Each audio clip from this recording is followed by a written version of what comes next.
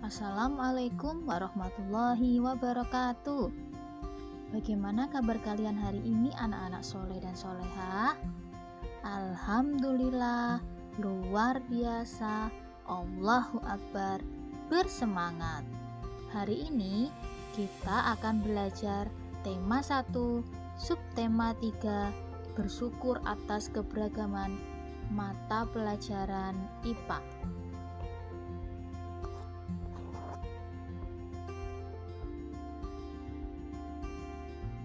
Tujuan pembelajaran hari ini adalah siswa dapat mengetahui sifat-sifat bunyi.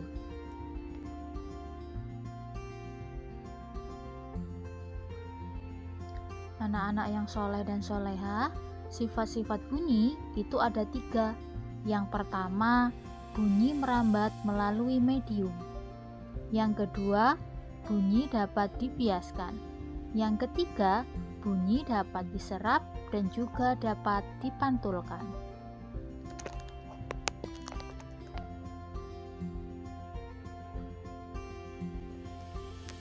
Anak-anak masih ingat nggak pelajaran minggu lalu tentang media rambat bunyi? Ustazah ingatkan kembali ya. Media rambat bunyi itu terbagi menjadi 3. Yang pertama, media rambat berupa zat padat. Contohnya ketika kalian bermain telepon-teleponan yang terbuat dari kaleng, bunyinya merambat melalui benang yang terhubung di antara kedua kaleng. Yang kedua, media berupa zat cair. Bunyi merambat melalui zat cair ketika kalian melakukan percobaan corong yang dimasukkan ke dalam air. Yang ketiga, bunyi merambat melalui zat gas. Contohnya ketika kalian mendengar bunyi lonceng yang digetarkan.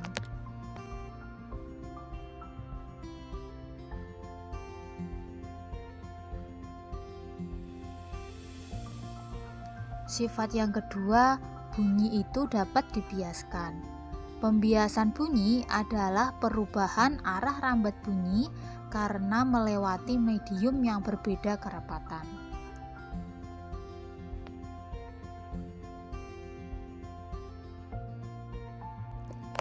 Contoh pembiasan bunyi adalah suara petir yang akan terdengar lebih keras pada malam hari karena suhu udara bawah lebih dingin daripada suhu udara atas.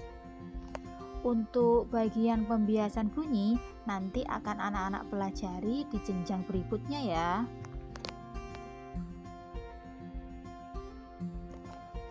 Sifat bunyi yang ketiga adalah bunyi dapat diserap.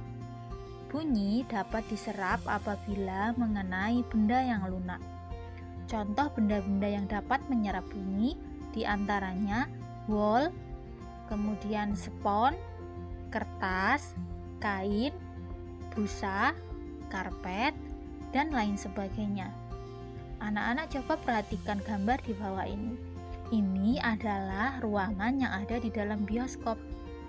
Ruangan yang ada di dalam bioskop itu dinding dan lantainya banyak dilapisi oleh karpet. Hal ini bertujuan untuk meredam suara yang dikeluarkan dari dalam agar tidak terdengar dari luar. Karpet memiliki sifat menyerap bunyi, jadi suara-suara dari dalam yang begitu keras dapat diredam sehingga tidak terdengar dari luar.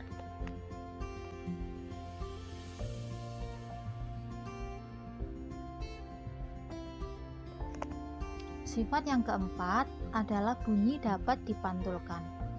Bunyi dapat dipantulkan jika mengenai benda yang keras. Jadi ini kebalikan ya dari sifat yang ketiga tadi. Kalau yang ketiga bunyi dapat diserap apabila mengenai benda yang lunak. Sedangkan nomor 4 bunyi dapat dipantulkan apabila mengenai benda yang keras. Contoh benda-benda yang dapat memantulkan bunyi adalah batu, logam, kaca, kayu, dan lain sebagainya.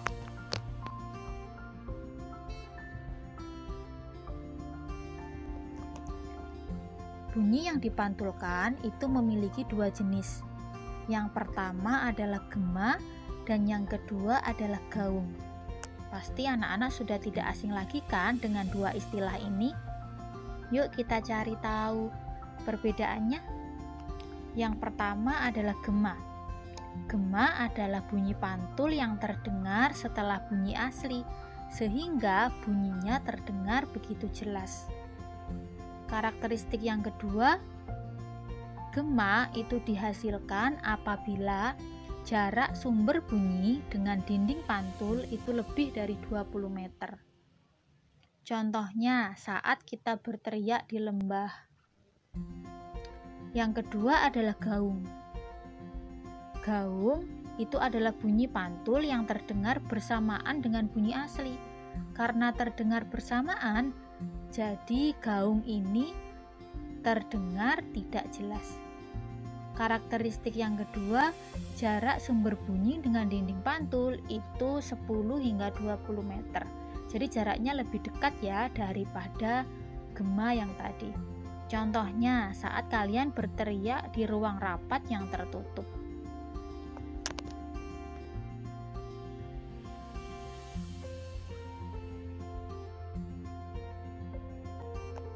Demikian ya penjelasan Ustazah hari ini tentang sifat-sifat bunyi. Ustazah ucapkan terima kasih ya kepada anak-anak soleh dan soleha yang telah menyimak dengan baik video hari ini. Ustazah akhiri, wassalamualaikum warahmatullahi wabarakatuh.